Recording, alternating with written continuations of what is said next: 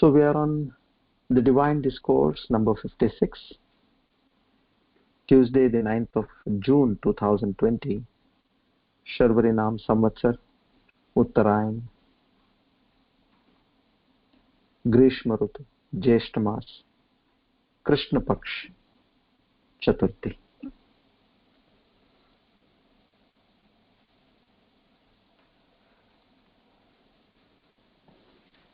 We have been now learning a very important tool to understand the true self. And this tool is known as the Panchakosha Viveka. Basically, the concept comes from the Taittiriya Upanishad. And eventually, the commentary has been written by one great saint known as Vidyaranya, who hails from Karnataka, the Vijayanagar Empire region. Hakka and Bukka were two kings over there who ruled the Vijayanagar Empire in the year 1330. And the Mughals invaded this place, looted the kings, and eventually threw them out of their kingdom. So once this Hakka, the Harihara Raya, Hakka, he was going with his hunting dog. See, all these kings those days, they did have their pets as well as nowadays we have. So like when he was ousted out of the kingdom, so he also, along with the dog, he was wandering in the forest. And while he was wandering in the forest, there he sees a rabbit. And he instructs his hunting dog, now go and catch the rabbit, because they have to find food in the forest. See, that was the state of this king, an emperor of that region. This was the state what all these invasions by the Muslims did to us. So now the dog goes chasing the rabbit, and after a while the king is surprised to see the dog is coming limping. Is coming back limping, and there is no rabbit. Then he sees that the rabbit had bitten the dog so badly. This was astonishment to the king. He said, a small rabbit, how come it can bite a ferocious hunting dog like this? And he's startled, and he's still wandering in the forest. And there he comes in contact with this sage who is known as Rishi Vidyaranya, Swami Vidyaranya. He sees him meditating in the cave, and then at a convenient time he goes and seeks his blessings, and then he introduces himself and he says, I was the king of this place, and this happened. And then as they were talking, he tells Sage Vidyaranya, look, this is what so and so incident happened about a rabbit and his dog. Now, Vidyaranya was a revolutionary. He was not only a sage, but he was a kingmaker. He says, come, let's go to that place. It was a few kilometers away from where they had met. They go there, and there the sage says, now you take a vow that you are going to build an army and you're going to fight back the Mughals. And Harihara was startled. He said, what is this? I'm dying for my own food over here, and he's talking about an army. See, that was the power of the sages. The kind of determinative strength they used to give was he motivated him so strongly, and he gave him all the necessary inputs to change his mindset. And he said, Now you must do this. And that motivated Harihara. And well, he took a sankalpa on that land. He said, this is going to be the capital of your kingdom. And from here, you're going to start your work. This is the power of that place. If a rabbit can bite a hunting dog and send it back, imagine we as humans, what we could not do in such a powerful place. And there it starts. And in a few years' time, they're able to mobilize people, build an army, and eventually they fight the Mughals and they throw them out. So today the capital of this Vijayanagar Empire is Hampi, and Hampi was ruled by this Harihara Hakka and then his brother Bukka, and eventually for almost 3 generations this sage Vidyaranya, he guided them as their prime minister that time.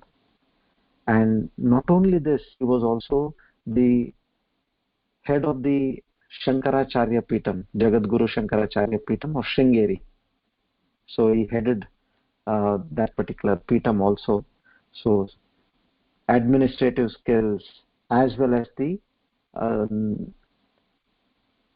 great authority on the texts, Upanishads and the Vedas. So such is the glory of this sage Vidyaranya.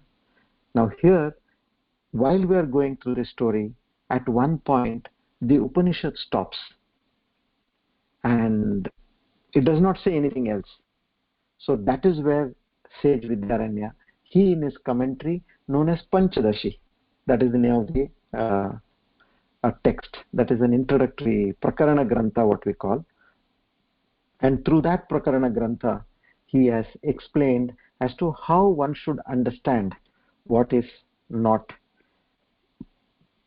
further explained in the Taittiriya Upanishad. So in this we studied yesterday about the Annamaya Kosha. So out of the 5 koshas, we have studied the first kosha yesterday, and now let's take the balance, 4. So here what are we trying to understand? We are going on one operating principle, that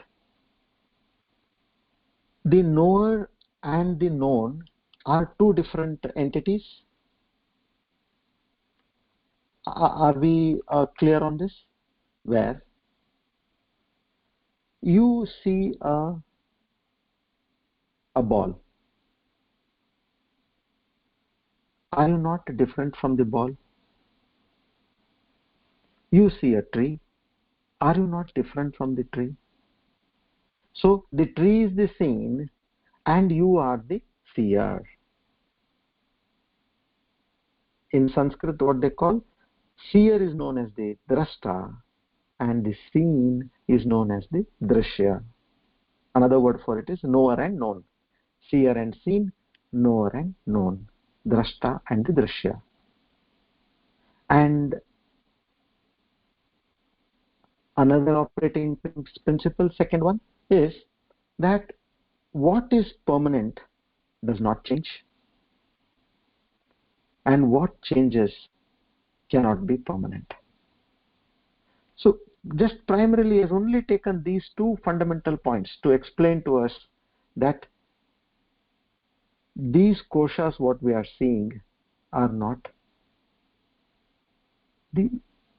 your true nature. So there we learnt about the Annamaya Kosha, where it is the body, where we have the flesh, the blood, bones, the skin, all this. And there is a dramatic change from time to time. Day by day we see changes. And the body is clearly visible to you. Now take your palm and look at it. You know that you are looking at the palm, and the palm is not looking at you. So they talk about the sentiency aspect also, that you are Chetana and that is Jada, meaning you are sentient and that is inert. And then we spoke about the karma theory also.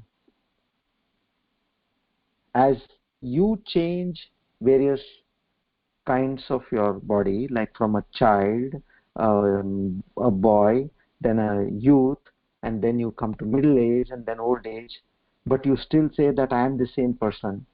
So applying the karma theory over here, the Upanishad clearly explains to us that look, although the body changed in several manners, you are that one person who is saying that I am that person who has changed. The body has changed, but I have not changed. So there the Upanishad tells us, then how can you be the body? You are different from the body. So the negation of the body is done over here. That I am not the body. I am not the Annamaya Kosha. I am something else. Okay, then what are you? Anyantaro Atma Pranamaya. So here they say, then you must be the Pranamaya Kosha, wherein you are seeing that the life forces. Yes. I think I am the Pranamaya Kosha. Come, let's examine this. And in Pranamaya, what's happening now? You have your breath. Inhale and exhale. Then you have your other life forces. As we discussed, we have 5 koshas, isn't it, in Pranamaya Kosha? The 5 koshas are Prana, Apana, Vyana, Udana and Samana. So these 5 koshas do different operations in the body. Now Prana does basically the respiration. Apana does the evacuation and rejection of all waste from the body. Vyana does the control and circulation of blood. And also the nutrition digested by the digestive organs in carrying it to various body cells and organs. Udana does the reverse functions there, both voluntary and involuntary, like vomiting, burping, sneezing, shedding tears, and 2 other important functions: constantly sprouting desires in your intellect, which come from the vasanas of the Karana Sharira. And the last one is, when the time of the body is up, this Udana Shakti ejects the prana from the body. And the 5th one is the Samana, which is in charge of the entire digestion of all the food and the liquids. So which means now this Pranamaya Kosha is doing all this. Lovely. So I am the Pranamaya then.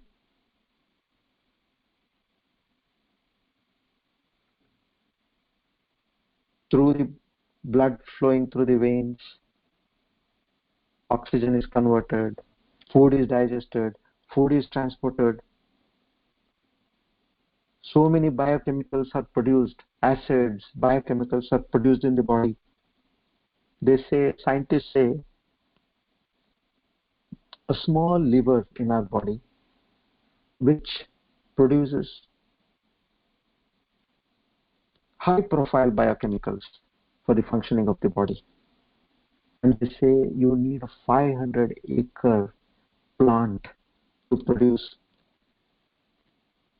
such biochemicals if you had to do it outside. For one liver, that is the kind of the strength what the internal organs of the body have, and that is controlled by the life forces. So this enormous strength, now the question comes,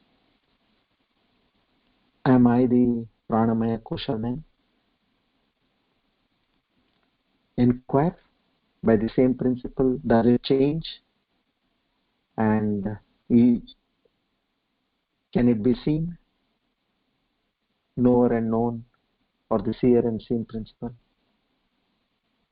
As you closely look at the Pranamaya Kosha, you're able to see that your breath varies from time to time. Sometimes you're breathing heavy, sometimes you're breathing light. And then you also notice that sometimes you're hungry, sometimes you're thirsty, sometimes you're satiated,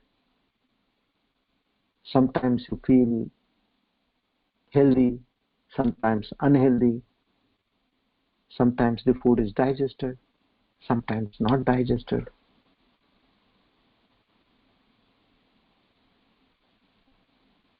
Then so many changes are happening in this pranamaya kosha.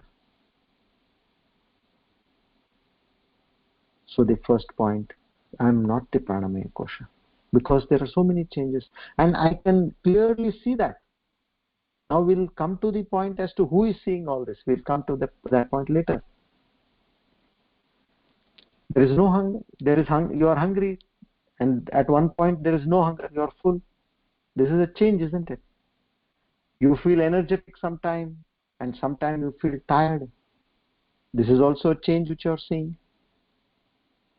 So vikari, nirvikari, changes on a continuous basis, and which are visible, and also apply the principle of this jada and chetana. All this entire pranamaya, at one point it becomes inert. It is always not sentient. As far as there is something which is supporting this, it is functioning. So a deep understanding further drives us to a point that I am not the pranamaya, because it fails in this test which I am doing.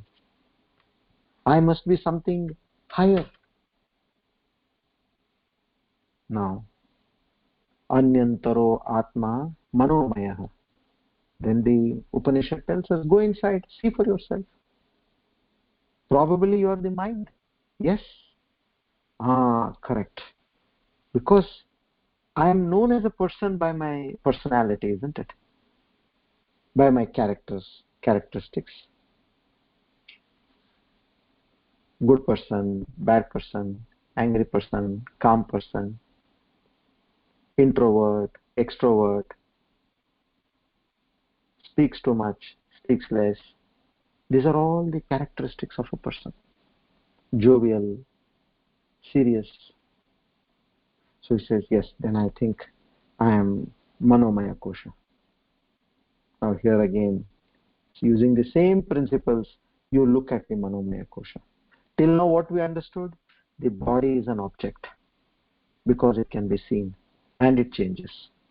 The pranamaya kosha is also an object because it can be seen and it changes. Now come to manomaya kosha. Go deeper. What do you see there? Subtle your thoughts, your mind, your memory, your emotions. Indeed, your entire personality you come to see when you go deeper at the level of the manomaya kosha. And there, wait, now let's analyze using the same principles. Am I aware of my mind? Yes, why not? If I am not aware, then who else is aware of my mind? How do you know that you are aware of your mind? Yes, I know I'm happy. I know I'm sad. I know that I'm angry. These are all which are very clear and evident. Sometimes I tell also, no, now don't disturb me. I'm very angry now. Or say, I want to be all alone. I'm extremely sad now. These are all what affirmations we make during the day. We tell others, this is my state. So one, you are able to see the changes, and two, you are also a knower of those changes. So what happens here now? It's again clear. Oh my God, even this mind is an object then. I'm able to see this. We talk of personality, no? The original word of personality is taken from a Greek word known as persona. Persona in Greek means a mask. How did this word come? In those olden days, in Greek, when they had this drama being played, so there were no mics and there were no heavy lighting or such kind of things to illuminate. So the person was not that clearly visible and recognizable. So what they used to do? They used to wear a mask much larger than the face. They used to wear a mask in on front of their face, and they used to shout their dialogues. So when you wear a mask, what happened? It talks about the personality behind the mask. So if you take the deeper sense of this personality here, there is something, the real person is behind, and this mask is a cover or an instrument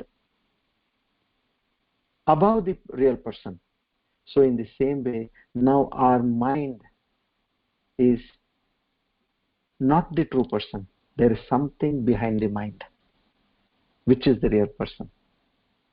So we as a personality, we may call ourselves as a personality, but even that is not true. It fails miserably. And this mind is also inert. It is jada. As far as this sentiency, Chetana Shakti is there, it operates. And after that, the mind also dies away.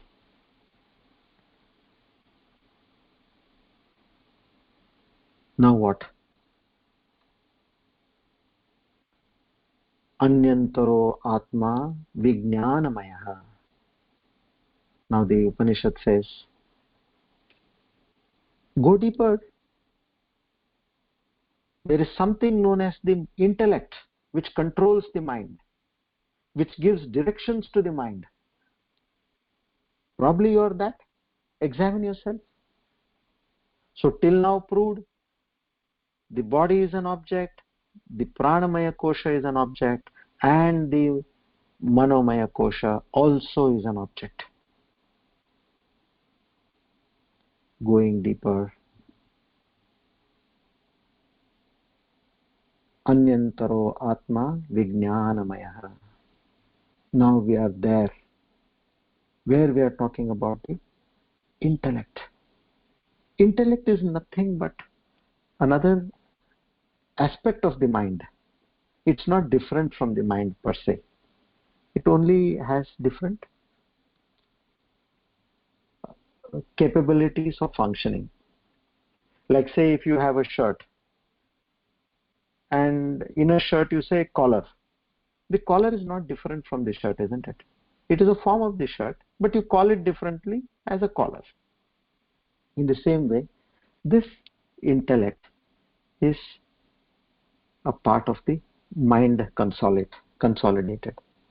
So here what the mind does, it uses its buddhi, its strength of analyzing. The mind just keeps throwing away all sankalpa vikalpa, meaning all thoughts, indecisive thoughts. Shall I go or I not go? Shall I wear this dress or shall I wear that dress? Shall I wear these shoes or those shoes? Shall I go now or shall I go later? Shall I call that person or not? All these kind of things. Then the mind analyzes.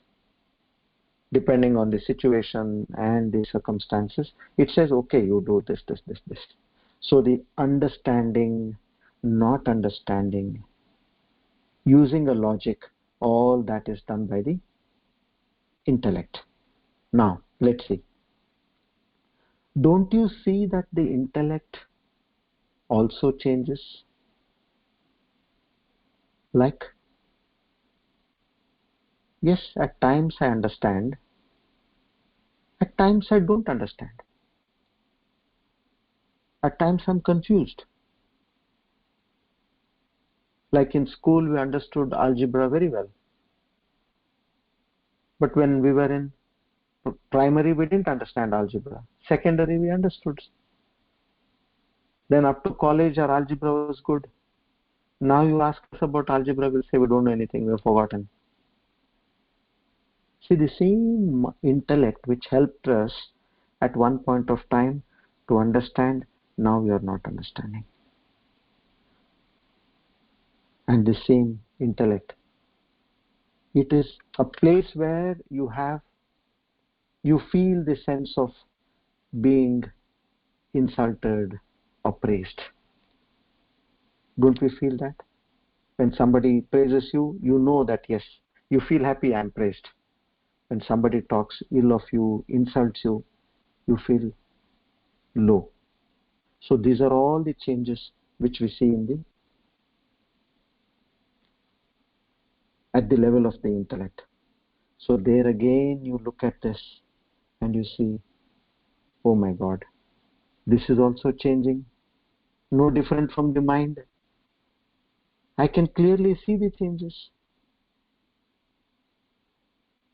And this changes, I am aware, which means there is from Vikari, Nirvikari principle. Yes, it is Nirvikari, it keeps changing. Sorry, Vikari, it keeps changing. And it is a Drishya. The intellect is also an object. And not to forget, it is a Jada also, inert. Because it is dependent on the energy which is coming from somewhere else. That is the reason at one point of time it dies. So this too is an object.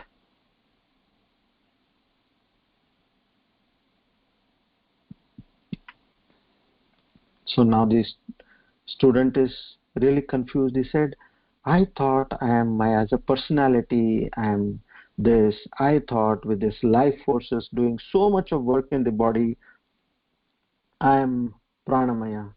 Then I thought, okay, the superior aspect of mind, which is intellect, I'm at least that. No, you are even not that. Then the Upanishad points to the student. Go deeper. Anyantaro Atma Anandamaya. Anyantaro Atma means go deeper. And what you see there? Anandamaya Kosha. Now this is something which is much subtler from the intellect. What is this state now? Anandamaya Kosha. This is a state which is experienced in the deep sleep state of every individual living on this planet Earth. Only in the deep sleep state. And the amount of bliss or joy one experiences during this deep sleep state is the same for everybody. Be it a person sleeping in a 7-star hotel or a person sleeping on the road. That doesn't matter. Because there is no mind, there is no body. It is just that experience of bliss. This is naturally created by the Lord. And this sheath is just adjacent to your true self, which is the pure sheath of consciousness. And how does this, what happens over here? And what do you say now? Are you try to do your test on this Anandamaya Kosha? Do I experience this Anandamaya Kosha at all the point of time? No. It comes only when I am in deep sleep state. So which means I can see this coming and going. How do you know that it came and went? Yes, when I had a deep sleep, I say I slept like a log. Don't we say that? Because you have an experience of that state, of having slept on those lines, you are able to express that I slept like a log. If actually you're in deep sleep, and if you say, yes, I am in deep sleep, that means you're not in deep sleep. But there is something else which has observed that deep sleep, and that tells you that you have had a deep sleep. So this is a sheath where there is untroubled rest. And another advantage of this Anandamaya Kosha is that even the joyful experiences what you have while you are in the waking state, they all are drawn from the bliss sheath of Anandamaya Kosha. And the Upanishads, this is just a little more knowledge while we are discussing this Anandamaya Kosha. The experience of happiness we all have during our wakeful state is in 3 stages. That's how the Upanishads explain: Priya, Moda, and Pramoda.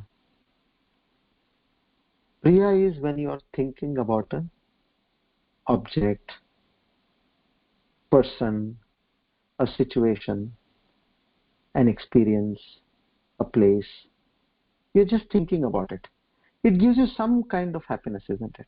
Like, say, if your child, your sibling, your parents, your loved ones, your pet, whoever it can be, what you love the most, just thinking of them, it gives you a feeling of happiness. That is the state of Priya. Now, let's say that loved one is coming to meet you, and or you, let's say you're talking of a laddu. Okay, now that you have thought of that laddu and you have ordered it, and now that is coming to your house, you know that it is coming. Now what happens, as that laddu is coming closer and closer, and once the doorbell rings and you know that the delivery boy has come, now what happens, you see the laddu, that sweet what you like. That is the next level of happiness, which is known as moda. What happens here, your senses are coming in place. Earlier it was only the mind, now the senses come. Your eyes are seeing, your nose is able to get some smell also, and if you're able to touch the laddu, you have the sense of touch as well. This is the feeling of moda. And the third level would be when you take that sweet or that laddu and you place it on your mouth, like a person whom you were thinking about, he or she comes there and you literally see that person and you hug that person. That is the state of pramoda. Now all these 3 states of happiness, in fact all the experiences, good experiences of our life in the waking state and in the dream state, they all are drawn from the sheath of bliss, which is the Anandamaya Kosha. Now what is this Anandamaya Kosha? Does it have its inherent strength of its own in terms of this joy? No. It is a borrowed sense of joy, just that it is next to the ocean of bliss. It is like those vapors. It's not the true wave, it is just the vapors. You must have experienced, like when you're traveling in an AC train, as the door of that AC train opens and closes, you see that cool air coming in and going out. Outside there is no AC, where you have the wash basins and all that. But when they open the door, you get that cool air. That's all. This is Anandamaya Kosha. If you're standing near a mall in front of a main door. So as the door opens and closes, you get that small flickerings of cool air. That's all. Imagine what would be your true state when you get into the ocean of bliss, which is the Satchidananda. So this is just that borrowed existence. Like as the moon shines from the borrowed existence of the sun rays, in the same way, this bliss sheath also shines or operates on the borrowed bliss from the Satchidananda. So here I can see when I had a deep sleep state, I can see when I'm happy, and it is also not permanent. So now even the bliss sheath is also an object. And it dies along with the body. It does not stay. Now is the time where the student again asks, then what is my true self? Please tell me. And there the Upanishads, they come to a standstill. They're not saying anything else.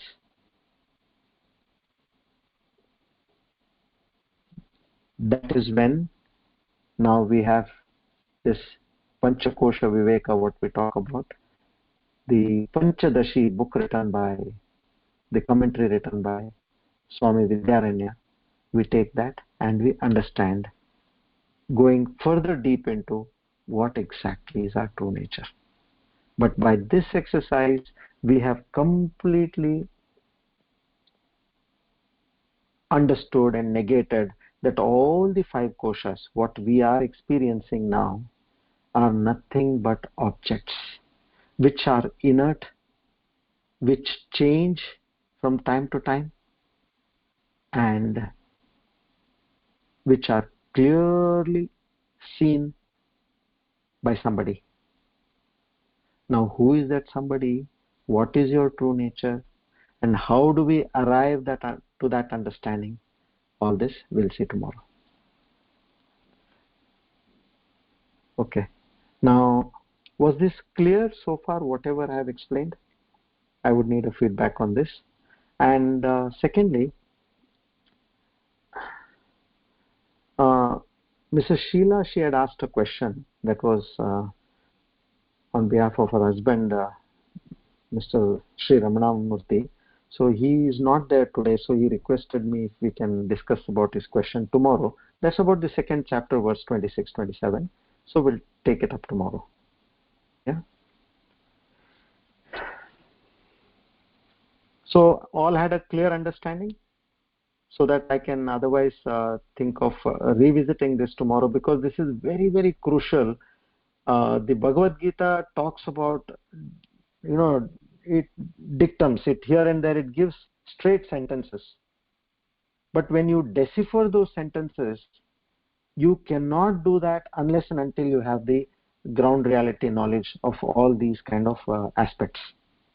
So after a lot of research, these things have come up, and that's how we have evolved into getting a clearer understanding of this. Okay, thank you. Everybody has said very clear.